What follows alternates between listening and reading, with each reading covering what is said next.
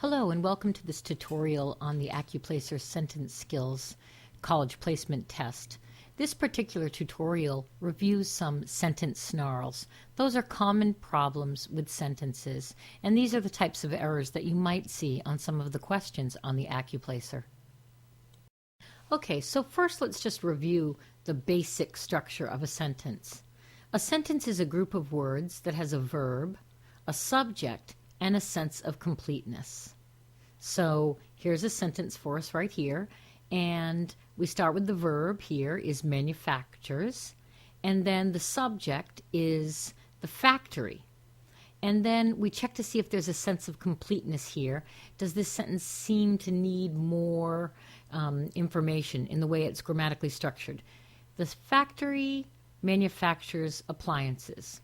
That sounds fine. So we know that this sentence has the three criteria for a sentence: a verb, a subject, and a sense of completeness. So one of the most significant errors a writer can make is to create a sentence fragment. A sentence fragment is a group of words that is punctuated like it's a sentence. So it starts with a capital letter, it ends with a period, but it actually is incomplete. And it's incomplete because it's missing either a verb, a subject, and or a sense of completeness. So it could be missing more than one of these things. One strategy that you can use to think about whether a group of words is a sentence or a fragment is to try to plug that group of words into the following. He refused to accept the idea that. If the words that you are looking at work in that sentence, such as he refused to accept the idea that dogs bark, in that case, you'll know that what you have is a sentence. However, if it doesn't make sense, such as he refused to accept the idea that dogs barking, then you'll know that what you have is a fragment.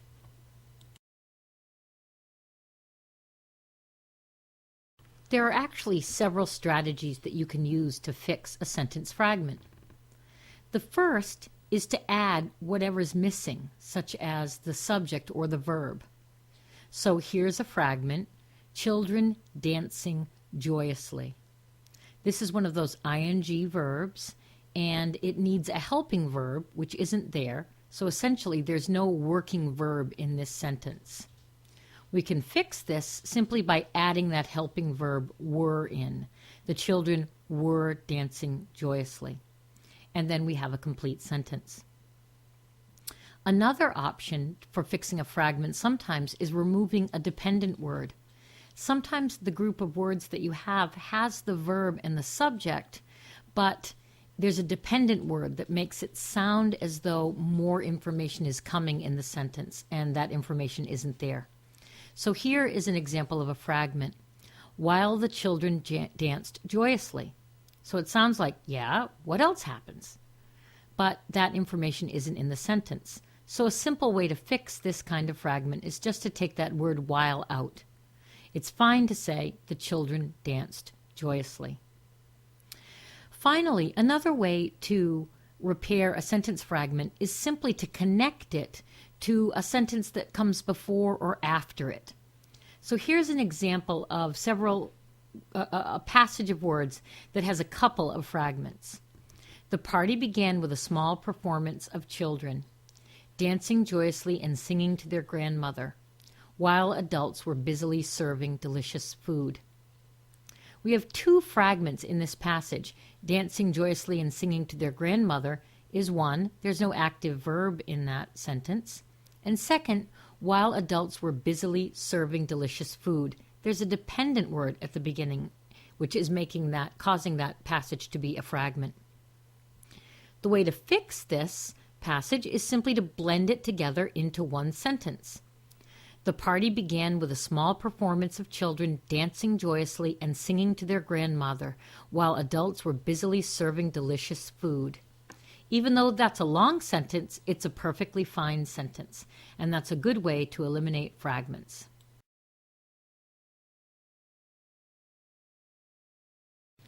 Another common but problematic sentence error is the comma splice. And that happens when a writer tries to connect two sentences with just a comma. And a comma isn't enough to hold two sentences together. So here's an example of a comma splice. Many herbs and spices have healing qualities. They are used in the creation of many drugs and topical treatments. There's a comma after qualities, but again, that's a comma splice. It's splicing two sentences together with just a comma. The first way you can repair this error is, especially you'd use this if you like the way the sentence sounds, is simply to replace the comma with a semicolon. So your resulting sentence would be, many herbs and spices have healing qualities, semicolon. They are used in the creation of many drugs and topical treatments. The semicolon works almost like a period to break the two sentences apart. A second option is to add a coordinating conjunction. That's one of the fanboys, the for, and, nor, but, or, yet, and so conjunctions, along with the comma. So a sentence like that would say, many herbs and spices have healing qualities, comma, and they are used in the creation of many drugs and topical treatments. This works because you have both the comma and the conjunction connecting the sentence together. The third option would be to actually make one of the sentences dependent, to turn it from an independent clause to a dependent clause. So we could add the word because to the first part of this sentence, and it would be fine to leave it just the way it is. Because many herbs and spices have healing qualities, comma, they are used in the creation of many drugs and topical treatments. And the final solution is simply to break the two sentences apart and leave each one as a sentence on its own.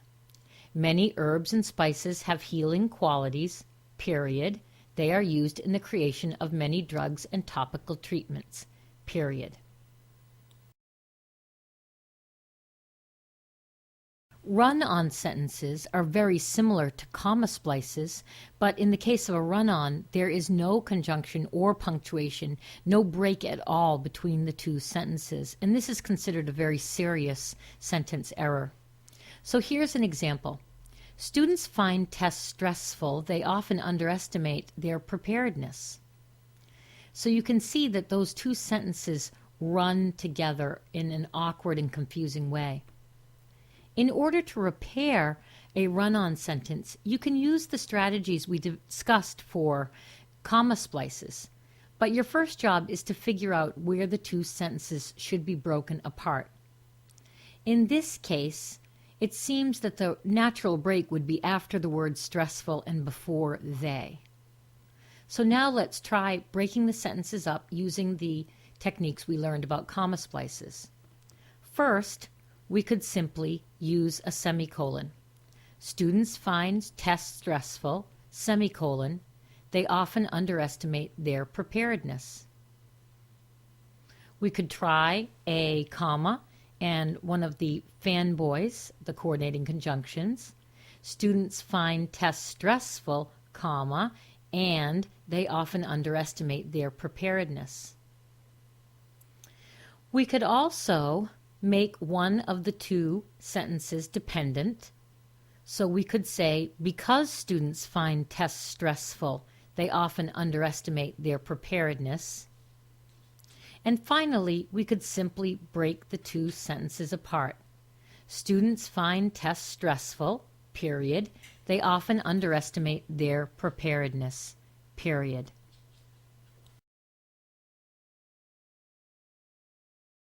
Another common type of sentence error that you have to keep a lookout for is a subject-verb agreement error. In other words, your verb needs to match your subject.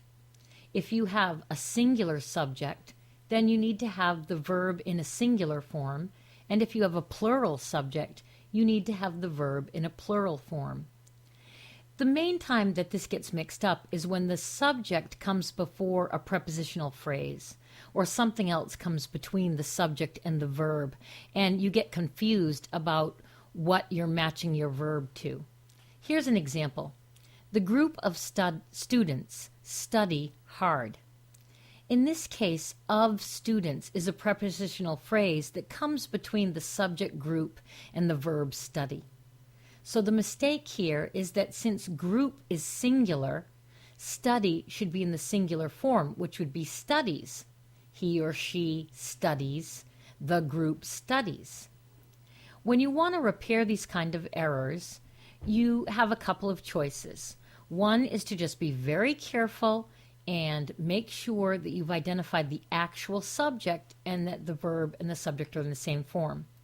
Sometimes you can just eliminate what comes between the verb and the subject, or such as in the case of the group of students study hard. You could rewrite that to say either the students study hard or the group studies hard. Another error that is like the subject-verb agreement error is the subject-pronoun agreement error. The rule is that a pronoun should match the noun it refers to in number, in other words, whether it's singular or plural, and in gender, whether it's male or female. We see this error most commonly when we're trying to avoid using a gender. So a common example of this error would be this sentence. A student should bring their book to class. Now, we say this because we might not know if the student is a male or a female, and we don't want to say all students are males or all students are females. So, and we hear this kind of sentence structure very commonly in spoken usage. However, in writing, we still need to make a distinction. There is plural. It refers to more than one, and student is singular. The way to repair this error, and probably most of the time you can repair this error simply by making that noun plural. Students should bring their books to class. In that way, we don't know whether it's a male or a female that's being referred to, so by making it plural, it wouldn't matter. If you want to leave the singular form, the other correct way to state this is a student should bring his or her book to class. That's because student is singular, his is singular, or her is singular. Whichever way that you decide to solve this problem, just be sure that the pronoun refers to a noun, and it's whether you've made a decision about whether they're both going to be singular or both going to be plural. Something else that must agree or match in a sentence is the verb tense. When you have a verb, whenever possible, all the verbs in the sentence should be the same tense. So here's an example of a verb tense shift. That means a change, an unnecessary change in verb tense. The senator died in 1990 and leaves a large bequest to his alma mater. What's wrong here is that died is in the past tense and leaves is in the present tense. And we want these two verbs to be in the same tense. Since the senator is gone, it probably makes sense to use the past tense in this sentence and simply say the senator died in 1990 and left a large bequest to his alma mater.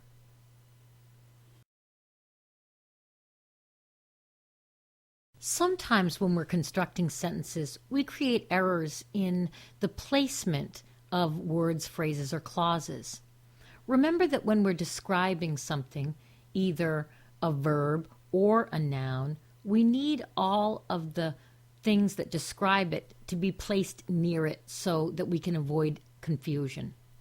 Here's an example. Hanging on a hook in the cabin, the guide found the binoculars. This is sort of a funny kind of an error because it sounds as though the guide was hanging on a hook in the cabin when she found the binoculars. But this error should be cleared up simply by moving the information about where the binoculars were closer to the binoculars. So the correct structure or order in this sentence would be, the guide found the binoculars hanging on a hook in the cabin. As a rule, keep all of your words, phrases, and clauses that are describing something near the thing they're describing. And the last error I'll cover in this tutorial is related to the error on the slide before.